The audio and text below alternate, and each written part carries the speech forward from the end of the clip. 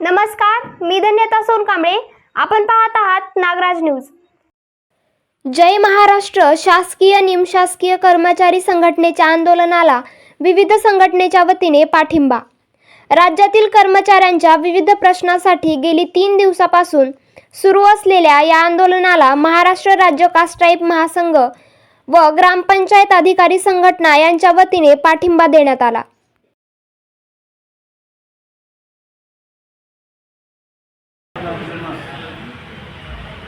महाराष्ट्र राज्य कास्ट्राईब कर्मचारी कल्याण महासंघ यांचा जाहीर पाठिंबा आम्ही या ठिकाणी देत आहोत. जय महाराष्ट्र शासकीय निमशासकीय कर्मचारी संघटनेच्या वतीनं जो हा असहकार आणि कामबंद आंदोलन उभारलेला आहे त्याच्या मागण्या ह्या शासन दरबारी प्रलंबित आहेत आणि म्हणून त्या सर्व मागण्या अनेक वर्षापासून मागणी करून सुद्धा शासनाकडे दुर्लक्ष करतात आणि म्हणून शेवटचं हत्यार काम बंद आंदोलन या पूर्ण महाराष्ट्रामध्ये संघटनेनं उघडलेलं आहे आणि म्हणून लवकरात लवकर माझ्याची विनंती आहे शासनाला या सर्व कर्मचाऱ्यांच्या रास्त मागण्या 100% मान्य करून त्यांचा जो न्याय आहे तो न्याय हक्क आहे त्यांची जो त्यांना मिळणारे लाभ आहे त्यांना मिळाले पाहिजे अशा पद्धतीने मी या ठिकाणी मागणी करून परत एकदा महाराष्ट्र राज्य कास्ट्राईब कर्मचारी कल्याण महासंघाच्या वतीने या आंदोलनास संपूर्ण सोबत राहून पाठिंबा या ठिकाणी जाहीर करतो. धन्यवाद मंडळी. पुन्हा एकदा नागराजमध्ये आपल्या सर्वांचं स्वागत आहे. गेल्या 2 दिवसापासून जय महाराष्ट्र शासकीय निमशासकीय कर्मचारी संघटनेच्या वतीनं गेल्या 2-3 दिवसापासून या ठिकाणी उपोषण सुरू आहे. एक दिवस काळ्या टिकी लावून होतं, त्याच्यानंतर मूक आंदोलन, अशा वेगवेगळ्या प्रकारचं आंदोलन जय महाराष्ट्र शासकीय निमशासकीय कर्मचारी संघटनेच्या वतीनं निलंगा तालुक्यातील पंचायत समितीमध्ये या ठिकाणी गेल्या 2 दिवसापासून उपोषण सुरू आहे. या उपोषणाच्या संदर्भाने आपण आज या संघटनेचे जे जिल्ह्याचे जे जिल्हा अध्यक्ष आहेत, जे मानद जिल्हा पालक अध्यक्ष जे आहेत रजादी भागवान सर, आपण खऱ्या अर्थानं त्यांच्याकडून आज जाणून घेणार आहोत की नेमकं हे उपोषण कशासाठी, काय मागण्या त्यांच्या शासनाकडं किती दिवसापासून यांचा पाठपुरावा सुरू आहे आणि का त्यांच्या पाठपुराव्याला यश येत नाही आहे, ह्या सगळ्या गोष्टीचा उहापोह आज आपण या ठिकाणी करणार आहोत. सर्वप्रथम नागराज न्यूजमध्ये तुमचं स्वागत आहे. काय एकंदरीत तुम्ही आता गेल्या 2 दिवसापासून उपोषण करताय, काय मागणी? धन्यवाद. मी सर्वप्रथम नागराज न्यूज यांचं आभारी आहे. मी जय महाराष्ट्र संघटनेमार्फत सर्वप्रथम मी सांगू इच्छितो की वेतन त्रुटी हा मुद्दा गेल्या 40 वर्षापासून शासनानं रोखून धरलेला आहे.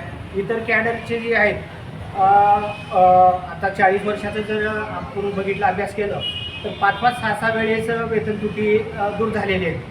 आज काय आमच्याबरोबर समकक्षात होते, 4थ्या वेतन आयोगापासून जे समकक्षात होते आमचे इतर बांधव, ते आमच्या थोडं पुढे गेलेले आहेत.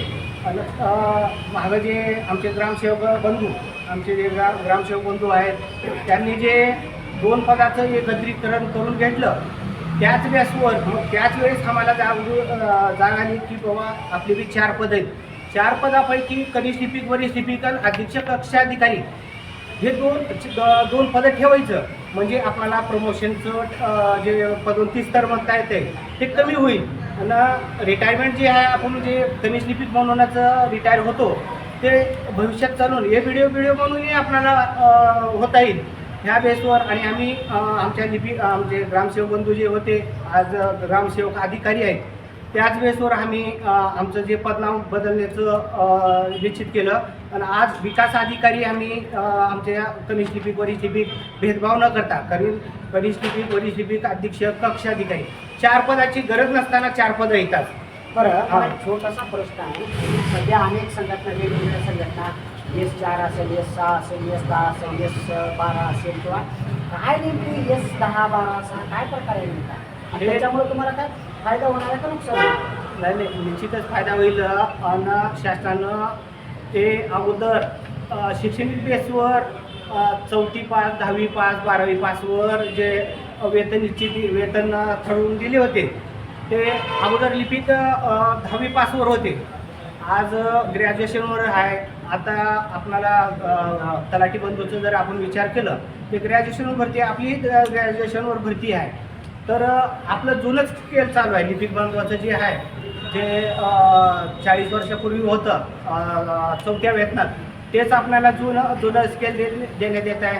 आणि याकरता लढणारं शूरवीरता कोणी नव्हतं, पण आम्हाला अशोकजी ढाळे सर जे राज्याध्यक्ष आहेत सर, आमचे. माझा प्रश्न असा आहे की तुम्ही आता सांगितले की पहिले 10वी पास, 4थी पास, पण आता शासनानं S6 असेल, S7 असेल, 8 असेल, 10 असेल किंवा जे काय असेल, मग त्याच्यात शिक्षणाची अट तर बहुतेक नाही असं मला माहिती आहे. काय सांगायला याच्याबद्दल? नाही, शिक्षणाची अट ठरवून दिलेली आहे, पण आता सर्व कॅडरचं जर बघितलं ग्रॅज्युएशन केलेलं आहे. मग त्यावेळेस तसं नव्हतं. आता 10वी पास लिपिक 10वी पास होता. शिक्षक बंधू जे आहेत आमचे 10वी पासच होते, पण D.Ed बी केलेले होते, म्हणून त्याला स्केल आमच्यापेक्षा थोडं वाढ दिलं. त्यांची संघटनेनं पण आता मला एकच म्हणायचं आहे की नेमकं तुमचा जे कमी शिकलेले आहेत त्यांना स्केल वाढलाय म्हणून नाही का तुम्ही जास्त शिकला तुम्हाला स्केल कमी? नेमक्या तुमच्या प्रमुख मागण्या कोणत्या? आमची नेमकी मागणी आहे जे लिपिक बांधवाची वेतन तुटीची मागणी आहे, ते प्रमुख मागणी आहे. मागणीमध्ये प्रथम आपण वेतन तुटी जी आहे, वेतन तुटी यस आज 6मध्ये आहेत. आता जर आपण नुकतंच बघितलं महानगरपालिकेचं S6 मधलं माणूस डायरेक्ट S16मध्ये जात आहे. आम्ही S6 मध्ये S8मध्ये मग S13मध्ये जात आहोत. असं नसताना इतर बंधू आमचे लिपिक वर्गीय जे आज मी लिपिक आहे, माझे भाऊ मंत्रालयात लिपिक आहे आणि मी इथं लिपिक आहे. मी घेतोय S6 आणि तो मी S6 घेत आहे, पण भविष्यात तो S6 घेत आहे, 16 घेत आहे आणि मी किती घेतोय 8 घेतोय. ते तफावत दूर करणे आणि जे इतर कॅडरचे आपले लिपिक बांधव आहेत, सगळ्या महाराष्ट्रातील जे सगळे लिपिक बांधव आहेत, सगळ्याचीच वेतन त्रुटी समान पद. एकंदरीत सर्व प्रकार पाहता तरी तुमची मागणी काय म्हणजे तुमचा पगार वाढीसाठी आहे का शिक्षणाच्या बाबतीत आहे? कारण काय दोन तुमच्याकडून बोलता दोन गोष्टी जरा जटिल होत आहे. कारण 10वी पासवाला बी क्लर्क होऊ शकतो तुम्ही आता बोलले सर, आणि ग्रॅज्युएशन वाला बी क्लर्कच आहे. नेमकं तुमच्या अडचण काय नेमकी मागणी आहे? बरोबर आहे. हे 10वी पास अगोदरचं शैक्षणिक बेस होतं, आता 10वी पास नाही. आता BA MA चे आपले लिपिक बांधव परीक्षा देऊन सरळ सेवा भरती घेत आहेत. तर आपलं असं म्हणणं आहे की शैक्षणिक जे पात्रता आहे सर्वाची समान आहे, तर समान वेतन समान काम या बेसवर आपल्याला न्याय मिळावं असं आमची मागणी आहे. वेतन तुटीचा जे मुद्दा आहे लिपिकाचा, हे आजचा मुद्दा नाही, गेल्या 40 वर्षापासूनचा मुद्दा आहे. शासनानं 4थ्या वेतन आयोगापासून आहे. नाही, पण आता तर तुमचं 7वं वेतन आहे ना, आता 8वं लागणारच आहे. हा डिफरन्स काय? 7वं वेतन लागलंय, पण आमची वेतन तुटी कमीत कमी शासनानं 8व्या वेतनमध्ये तर दुरुस्त करावी आमची इच्छा आहे. यापूर्वी फुल्लर समिती, बक्षीस समिती यांना आम्ही मागणी केली होती की बाबा आमची वेतन त्रुटी दुरुस्त करा, पण समान आता आपले जे तहसीलचे बंधू घेतलं, आता मी S6 मधून एकंदरीत तुम्ही या सगळ्या गोष्टी सांगता येईल. कारण कसं आहे, महसूलचा कायदा वेगळा आहे, तुमचा जिल्हा परिषदचा कायदा वेगळा आहे. कारण महसूल हे स्टेट राज्य सरकारमध्ये येतं, तुम्ही जिल्हा परिषदमध्ये करते. एकंदरीत तुमच्या भावना नक्कीच या अनेक वेगवेगळ्या माध्यमातून आमच्या माध्यमातून सामान्य लोकांपर्यंत आणि वरिष्ठापर्यंत पोहोचवण्याचा आम्ही नक्कीच प्रयत्न करू. तुमच्या भावना या ठिकाणी लक्षात आल्या. या ठिकाणी या ग्रामपंचायत DN 133 चे तालुका अध्यक्ष विजय सुरेची सुद्धा यांनी आताच या उपोषण स्थळाला भेट दिलेली, त्यांनी पाठिंबा दिलेला. आपण त्यांच्याकडनंही काही गोष्टी जाणून घेणार. नेमकं काय प्रकार आहे, काय तुम्ही म्हणजे यांच्या मागणी काय, कशामुळे तुम्ही यांना पाठिंबा?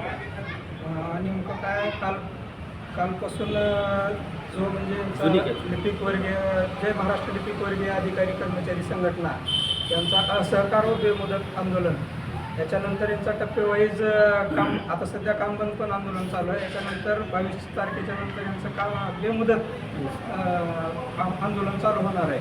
याच्यामध्ये यांची जी वेतन त्रुटी आहे वेळोवेळी यांनी वेतन त्रुटीचा प्रश्न शासन दरबारी मांडलेला आहे.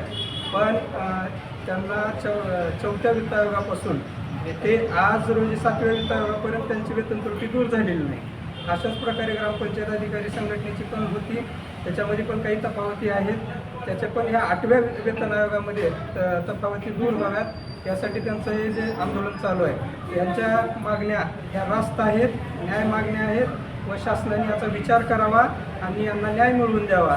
यासाठी यांच्या आंदोलनाला ग्रामपंचायत अधिकारी संघटना शाखा निलंगा यांच्याकडून जाहीर पाठिंबा आम्ही दर्शवित आहोत. नक्कीच एकंदरीत सर्व परिस्थिती पाहता की कर्मचाऱ्यांवर खूप मोठ्या प्रमाणामध्ये अन्याय झाला असंही या ठिकाणी जिल्ह्याचे मानदाध्यक्ष असतील, प्रजाचे भागवान साहेब असतील किंवा निलंगा तालुका ग्रामपंचायत अधिकारी संघटनेचे तालुकाध्यक्ष यांनी या ठिकाणी सांगितलेलं आहे की खऱ्या अर्थाने हे जे सरकार आहे गेल्या 40 वर्षापासूनचा आहे यांचा संघर्ष सुरू आहे. अद्यापपर्यंत या 40 वर्षामध्ये या कर्मचाऱ्यांना न्याय मिळाला नाही असंही या ठिकाणी बोललं जाते. नक्कीच यावरती शासन योग्य तो विचार करेल किंवा काय यांच्या मागण्याला मिळेल, पाठिंबा मिळेल किंवा याला काय होईल माहीत नाही. परंतु येणाऱ्या काळामध्ये आता मी परत भागवान सरांकडे येतो. जर तुम्हाला न्याय नाही मिळाला तर तुमची पुढील दिशा काय असेल? पुढची दिशा माननीय राज्यातील जे अशोकजी दाढे साहेब आहेत हे ठरवतील, राज्याचे कार्यकर्ते ठरवतील. पुढची दिशा जर यानंतर जर झालं नाही, यानंतरही कडक थांबन आंदोलनच होईल बेमुदत. आता सध्या बेमुदतच आहे, पण 23 तारखेपासून आज आपण सही मारून बसलो इथं, पण असं राहणार नाही. सही मारणार नाही, डायरेक्ट आपण 23 तारखेपासून जोपर्यंत आपल्या मागण्या मान्य होणार नाही तोपर्यंत थांबन आंदोलन राहील. नक्कीच सध्या तरी किमान कार्यालयामध्येच फक्त सही म्हणून शांततेच्या पद्धतीनं हे आंदोलन सुरू आहे असं तुम्ही सांगितलं की येणाऱ्या काळामध्ये हेच आंदोलन खूप मोठ्या उग्र परिस्थितीमध्ये होईल असंही आपण या ठिकाणी सांगतो. आपण सर्वांनी नागराज न्यूजला खूप मोठा आपला अमूल्य वेळ दिला. आपल्या भावना नागराज न्यूजच्या माध्यमातून शासनापर्यंत पोहोचवण्याचा आम्ही नक्कीच प्रयत्न करू. मी नागराज न्यूजसाठी किशोर सोनकांबळे.